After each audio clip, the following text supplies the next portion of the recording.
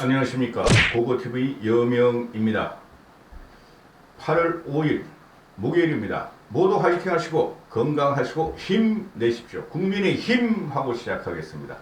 정미숙님, 김순옥님, 김순호님, 그 다음에 뭐 임상희 고고싱 하시는 분이 있어요. 몇만 원이라도 계속 꾸준히 다른 몇 분도 계신데 내주시는 분들 감사의 말씀을 드리며, 그거 가지고도 담배값이 안 되지만은 그래도 성의가 고마워서 고고TV는 고고합니다. 염려하지 마시고 우리는 내년 3월 9일날 대선을 압승으로 가져올 것입니다. 전제 조건이 두 개가 있습니다. 하나는 국힘이 더 개혁적으로 나가야 되며 중도 지향적으로 나가야 되며 자유우파 쓰레기 꼴통 보수 유튜버들을 갖다가 절연해야 됩니다. 두 번째는 지금 이번 영상에서 말씀드리고 싶은 것인데요. 두 번째는 지금 윤석열 예비 후보가 지금 국힘의 새머리를 들어가고 있고 땅 따먹기 식으로 물밑 작업이 한창이죠. 그죠? 그거는 윤석열이가 주도하는 것이 아니고 윤석열이한테 간 국힘의 참모들이, 장정원이 같은 애들 또는 김병민이 같은 애들, 김병민에는 영향이 없어요. 그런데 장정원이 같은 애들, 박민식 같은 애들, 이학재 같은 애들이 지금 그러고 있죠.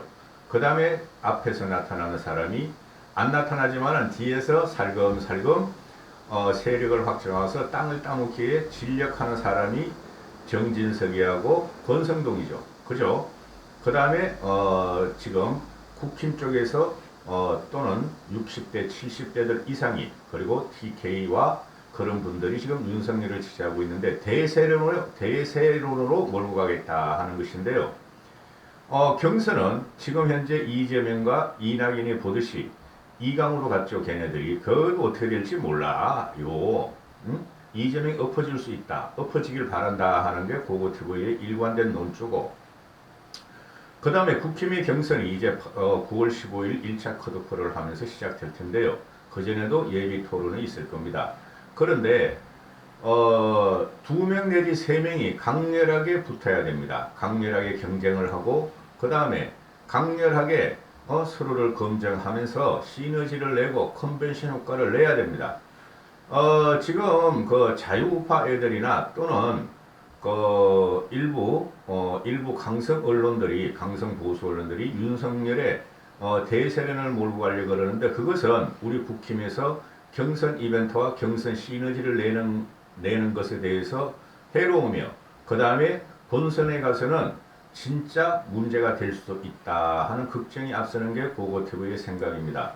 왜 그러냐 하면은 우리가 과거 보수 정권이 대세론을 몰고 갔었죠. 그죠? 그 다음에 민주당 애들이 대세론으로 몰고 간 게 문재인 하나뿐이 없습니다. 김대중과 노무현은 대세론이 될 수가 없었죠. 그렇죠? 김대중이가 김영삼한테 정권을 받을 적에는 마지막에 1997년에 IMF 한란 위기가 와서 김대중이는 혼자서는 못 이기기 때문에 김종필과 박태준이라는 호철 회장을 갖다가 붙여가지고 실제적으로 연합정권이었죠. 그거는 그죠? 전반기 연합정권이었고 후반기에는 김대중이 무너지면서 노무현이라는 친구가 나왔죠. 노무현은 절대 대서론이 아니었죠. 노무현을 갖다 시너지로 갖다가 또는 노무현을 음으로 양으로 자기와 의도와 달리 도와준 게 이인재라는 놈이었죠. 불사조. 아직도 안 죽었어. 이인재는 정치적으로 안 죽었단 말이에요. 요새도 한 말씩 하더라고요. 그러면은 대세론을 몰고 가는 것은 우파 보수다. 저쪽에 민주당 애들은 대세론이라는 게 없어요. 그죠? 문재인도 그냥 정권을 헌납 받은 거고 박근혜한테 이렇게 되는 것이죠. 그러면은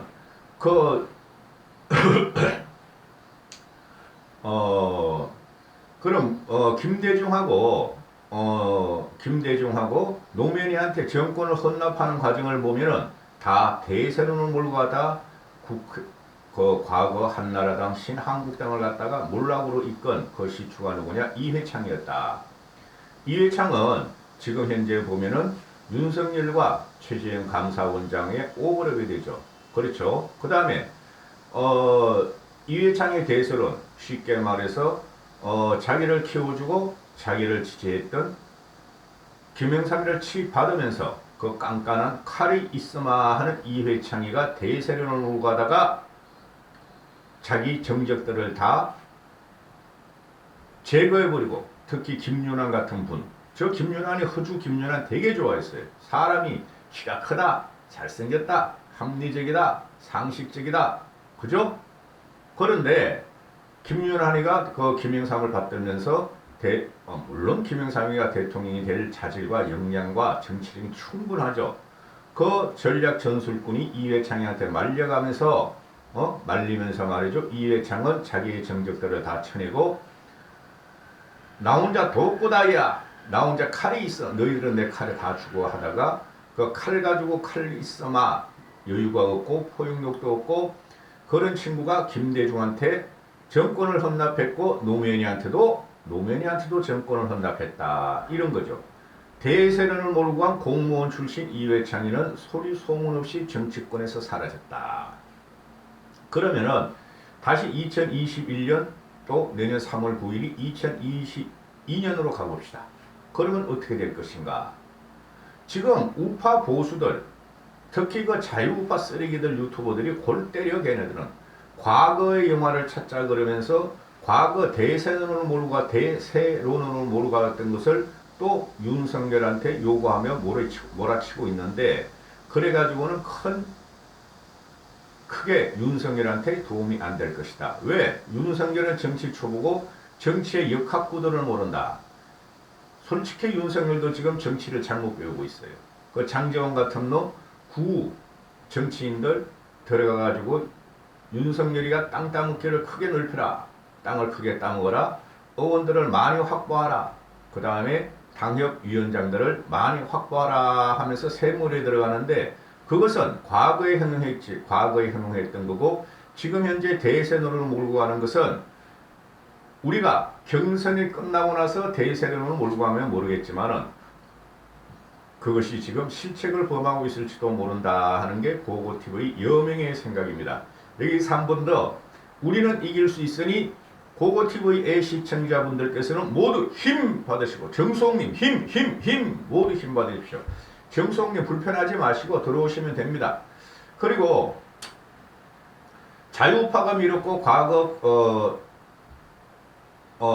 새누리당 또는 한국당, 자유한국당에서 밀었던 그 대세론이 어디로 갔나 하는 것이죠. 첫 번째, 황교안을 대세론을 밀다가 황교안은 지금 0%의 지지를 갖고 있으면서도 또 대통령 하겠다고 예비 경선이 뛰어들었다. 그 다음에 황교안 이후에 서울 보선에서 안철수 대세론을 몰고 가다가 안철수는 완전히 낙동강 매출혈도 못되고 혼자 찔찔 짜며 혼자 정신선대를 하고 있다, 이런 것이죠. 그래서 보수 우파가 말하는 이 대세론이라는 것은 허황되고 허상이다. 항상 그들이 말하는 대세론은 전국에서 한 번도 대선에서 한 번도 이기지 못했다, 이런 것이죠. 그 과정이 뭐가 있었나? 20대, 30대, 40대들, 특히 40대들은 정치 지형을 잘 알아요. 그러나 20대, 30대들은 과거의 정치 방식을 부정하고 있다. 그렇죠. 윤석열도 처음에 나올 적에는 과거의 정치 방식을 부정했다가 지금 현재 발목을 묶이고 발을 들여놓는 것은 보수에서 강성에서 극우 쪽으로 빠지고 있고, 또한 안철수를 보면은 과거의 안철수 대세론에 나왔었죠. 신박한 정치, 젊은이의 열화와 같은 성원, 강연만 하면 폭발적으로 몰려드는 대학생. 그러나 그 친구도 대세론에 휩쓸리다가 당의 조직과 당을 화합하지 못하고 민주당하고 같이 뭉개다가 결국은 2년 만에 쫓겨나와서 그 다음부터 몰락의 길을 걸었다 하는 것이죠. 그래서 우파나 중도가 말하는 대세론이라는 것은 없다. 과거의 허상이다. 대세론을 몰고 가려면은 최소한 2명이 있었다. 김영삼과 김대중이가 그 척박한 정치 환경 민주화 운동을 하면서 일어났으며, 그리고 자기 지지세가 가신과 같은, 쉽게 말해서 식솔과 같은 젊었을 때부터 김영삼과 김대중을 위해서 일을 하고, 김대중과 김영삼은 포용력으로 그들을 다스린 시간이 30년, 40년의 정치 경력과 포용력과 파괴력이 있었다. 그래서 대세론이 가능했었다, 이런 것이죠. 그래서 저 같은 경우는 이 정치판을 이렇게 유튜브를 찍으면서 보고 있으면은 솔직히 한숨만 나옵니다. 과거의 정치 공학 방식, 그것도 틀린 공학 방식을 갖고 자꾸 누구 대 누구의 대결이냐, 누구 대 누구의 대세론이냐 이렇게 나오죠. 민주당을 보면은 이재명의 처음에 이낙연의 대소론이 나오다가 또 그 당시에 한국당에서는 황교안의 대소론이 나오다가 그들은 흔적 없이 사라졌으며 그 다음에 이재명의 대소론이 나오다가 문바들이 조금은 양심이 살아있어서 이재명이 대선으로 가면은 우리 인간의 정신적으로 양아치적으로 변한다 해서 철수하는 과정 중이고, 그러면은 우리 쪽으로 국힘 쪽으로 넘어오면은 또 쓰레기 자유 우파나 또는 일부 그 나이 먹고 그 우파 평등 받으려고 하는 애들은 하나 영향이 없어. 60대 70대한테는 영향이 있지. 60대 70대가 우리나라에 25%도 안 돼요. 나머지 75%를 차지해야 된다고. 근데 유감스럽게도 60대 70대 중에서도 30% 내지 40%가 민주당을 찍는다 하는 것을 명심해야 됩니다. 따라서 지금 윤석열을 대세론으로 몰고 가는 것은 위험하다. 윤석열 개인 자체는 보니까 정치를 모르고 또 인간적인 본연의 모습이 마초 같은 기질이 있고, 그죠? 설랑설레하고 자충우돌하고 고민을 많이 한 인간성이므로 그래서 문재인을 치려고 들어갔으므로 그 자체는 고고TV도 부정하지 않는다. 그러나 윤석열 밑에 있는 그 떨거지 참모들, 장제원을 비롯한 그 떨거지 참모들이 윤석열의 대세론을 몰고 가며 그것에 보면은 윤석열한테 붙는 사람들이 기존의 기득권이었고 꼰대들이었다. 국힘 내에. 그걸 또 바탕으로 해서 자유우파들이 열심히 썰하고 있고 윤석열 대세론을 몰고 가는데 위험하다. 이러는 것이죠. 경선 가봐야 돼요. 그리고 장제원이라는 애는 한 번도 그 상황실장이에요. 총상황실장. 전혀 그 선거판에 대해서 자기 혼자 사상구에서 그 장제원이가 박근혜한테 잘린 애 아니에요. 손수적으로 키우려고. 그 누구야 응? 박근혜가 손수조, 미래 세대로 손수조와 이준석을 키우려고 했는데 내가 그때 손수조한테 4번이나 갔어요. 4번이나 가서 이렇게 선거운동을 하면 안 된다. 못 알아들어. 말귀를 못 알아들어. 정치 신인이라서. 가보니까 그때도 말이야 젊은 애들이 별로 없고 빠글빠글하게 60, 70, 80대들이 선거 사무실에서 말이야 떡 먹고 모르고 말이야 뭔가 하나 없나, 우리의 지원금을 받아달라, 우리의 후원금을 받아달라 할 때 손수저가 다 끊어버렸어요. 그 나이 먹은 사람들을 치우고 자기는 새 정치하려고. 그런데 정치력이 굉장히 부족했어요. 판단력도 부족했어요. 그냥 열심히만 하면 되는 줄 알았어 손수저가. 얼마 전에 이준석이가 당대표 되고 나서 몇 번 나왔죠. TV에서. 그리고 그러면은 지금 장제원 같은 애가 당시에 손수저한테 밀려서 박근혜한테 팽을 당했는데 그리고 탄핵으로 가고 탄핵하러 돌아서고. 그런데 문제가 뭐냐, 장제원이는 대선에서 전략이나 기획이나 전술을 또는 대선 과정에서 한 번도 중요한 직책을 맡은 적이 없다. 쉽게 말해서 부산의 토호 세력이다. 아버지가 사학재벌이고 돈이 많아서 토호 재벌로 정신적으로도 박약하고 인문적, 철학적, 지식적으로 박약한 친구가 토호로서 소리 꽥꽥꽥 지르면서 삼선을 한 것에 불과하다. 그 친구가 지금 윤석열한테 붙은 것은 무엇인가? 부산시장을 나가거나 경남지사를 한번 나가서 다음에 대권을 가질 욕심으로 윤석열한테 붙은 것 같은데 깨묵이다. 헛꿈이다. 장제원 같은 사람은 우리 주변에 보면은 필부들도 너무나 많다. 단 우리가 돈이 없지 가오가 없느냐 문제가 장제원을 통해서 우리는 말할 수 있다. 이렇게 되는 거죠. 장제원은 돈 가지고 정치한 거 맞아요. 그 다음에 그래서 대세론이라는 거는 지금 그렇게 몰고 가다는 어떤 역풍이 국힘 내에서 불 줄을 모른다. 삼각체제나 이각체제로 가야 한다. 최재형 씨 같은 경우는 굉장히 훌륭한 인물이고 그렇지만은 윤석열하고 지지세가 겹치므로, 그죠? 나머지 2강 또는 3강으로 갈 게 누구냐? 윤석열과 최재형과 지지층이 겹쳐요. 그 다음에 홍준표하고 유승민이가 있을 것이다. 여기까지 하겠습니다. 대세론이라는 것을 말이죠. 자꾸 떠드는데 과거 그 공학적인 방식으로 해가지고는 2030이나 중도층들 더 똑똑해요. 그 친구들이. 그 친구들한테 팩폭을 당하면서 표의 이탈을 불러올 것이다. 한 번 더 말씀드리면은 지금 윤석열이 지지율이 국힘 입당에 올라가는 것은 국힘의 지지세가 붙는 것이지 2030과 중도층과 전라도 세력이 붙는 거 아니다. 명심하고 대세론을 갖다가